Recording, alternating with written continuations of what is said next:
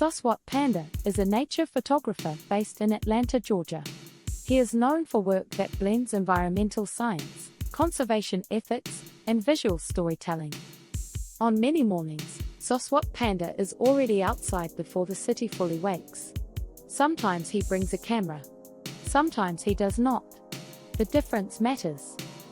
There are long stretches when nothing happens. The light shifts slowly. Water barely moves. Birds remain distant. For Panda, this is not wasted time. It is the work itself. Photography, as he practices it, begins well before a shutter is pressed. It starts with waiting long enough to notice what might be missed in a hurry. It ends with deciding whether the image should exist publicly at all. That final decision has become one of the most important parts of his process. Panda did not enter photography from an art school or a commercial studio. His early training was in environmental studies at the University of Georgia. After graduating, he worked with conservation nonprofits focused on land preservation and biodiversity. The work required precision. Data mattered. Reports needed to be clear and accurate. The stakes were real, but the audience was often limited to policymakers, funders, or internal teams. Over time, Panda noticed a gap. Scientific language explained environmental risk, but it did not always create emotional connection. The urgency of the work was clear to experts, less so to the broader public. Photography offered a different path. Images could translate complexity into something immediate. A single frame could make an ecosystem feel close rather than abstract. The shift from conservation work to full-time photography happened gradually, not as a rejection of science but as an extension of it. His background continued to shape how he worked. Knowledge of ecosystems influenced where he went, how long he stayed, and when he chose to step back. As Panda's work began appearing in major publications and circulating more widely online, he noticed an unintended pattern. Places that were shared often changed soon after. A quiet location gained visitors. Foot traffic increased. Trails widened. Wildlife adjusted or disappeared.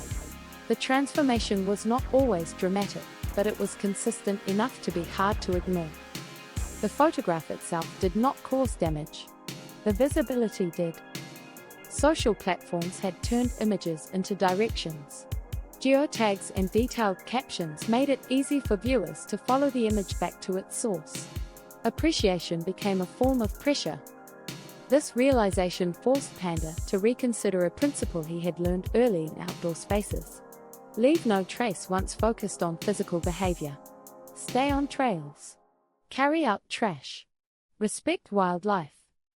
In a digital environment, Panda observed that trace extended beyond the physical. Posts could guide movement at scale. A single image could influence thousands of choices. Panda began to adjust how he shared his work. Exact locations disappeared from captions. Sensitive environments were described in general terms or not at all. Some images were never posted. These decisions were not framed as rules, but as patterns. Over time, a clear ethic emerged. If visibility could cause harm, restraint mattered more than reach. This approach went against prevailing incentives. Platforms reward frequency and detail. Exposure is often treated as success. Panda chose to measure impact differently. His photographs increasingly focused on mood rather than place. Light, texture, and movement became the subject. Without coordinates, the viewer was invited to connect emotionally instead of planning a visit. The absence of information became part of the work. Panda often treats each photograph as a form of presence, even after the moment has passed. An image can persist longer than the conditions that produced it.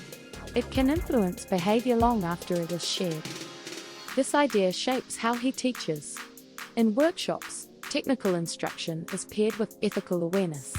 Students learn about distance, animal behavior, and the importance of walking away from a shot that risks disturbance. The lesson is simple but demanding. A successful photograph is not defined only by how it looks, but by what it does. Many participants arrive focused on results. they leave thinking more about judgment. Panda encourages patience, observation, and comfort with uncertainty. Not every outing needs a portfolio addition. Sometimes the most responsible outcome is no image at all. The tone of Panda's work reflects these values. His images avoid spectacle. They are rarely loud or confrontational. Instead, they rely on stillness. A marsh at dawn. A dragonfly hovering. A landscape marked by subtle change rather than dramatic scale. These choices are intentional. They slow the viewer down. By resisting sensationalism, Panda shifts attention away from novelty and toward presence. The photographs ask to be looked at carefully, not quickly consumed. This restraint also protects the subjects. Without dramatic framing or identifiable landmarks, the image remains grounded in experience rather than destination. The result is a body of work that feels contemplative rather than declarative. Although Panda's fieldwork has taken him across North America, much of his work remains rooted in the American South. Wetlands, forests, and coastal areas near his base in Atlanta appear frequently. These landscapes are often overlooked in broader conservation narratives. Panda treats them as living systems shaped by both resilience and pressure. By returning to familiar places, he documents gradual change rather than isolated moments. The work becomes longitudinal. Patterns emerge over time. This approach aligns with his broader philosophy. Conservation is not only about remote or dramatic environments. It is also about spaces people live alongside every day. Panda is currently working on his first photo book, Still Wild. The project focuses on endangered spaces across the American South. The title reflects a specific position. These places are not lost. They remain alive, though vulnerable. The book emphasizes continuity rather than disappearance. The work is framed around responsibility rather than nostalgia. The images do not ask readers to mourn what has vanished. They ask them to recognize what still exists and what choices will shape its future. In this sense, the book functions as both documentation and argument. Attention must be paired with care. Seeing must be paired with restraint. Despite growing recognition, Panda's public presence remains measured. He shares behind-the-scenes insights and educational content across digital platforms, but avoids urgency or alarm. The tone is observational. He explains why certain decisions are made rather than prescribing behavior. This approach mirrors his fieldwork. Rather than positioning himself as an authority, Panda presents himself as a participant, someone learning alongside the landscapes he photographs.